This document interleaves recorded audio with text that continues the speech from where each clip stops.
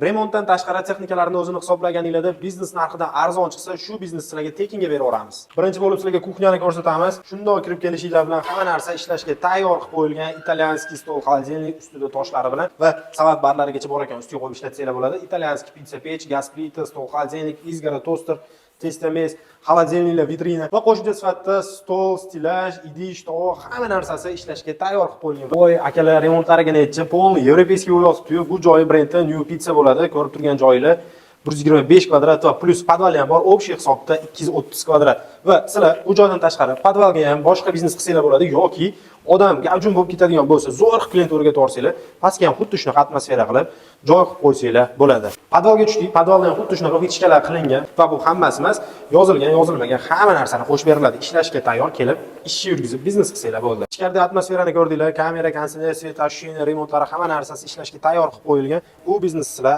atiga 15 ming dollarga xarid qilishinglar mumkin. Bitta hisob-kitob qilsanglar 30 ming dollardan oshiqroq rasxod ketgan ekan. Oyma-oy 1700 dollar va yana kelishib joy arendasini to'lab yurgizsanglar bo'ladi. Joy lokatsiyasiga kelsak, Yunusobod tumani Gvardeyskiy gayidan 10 ga shundoq qayilganinglarda to'liq lokatsiyani Telegram kanalimizga joylab qo'yamiz. Like bosib yaqinlarga jo'natib qo'yish esdan chiqmasin.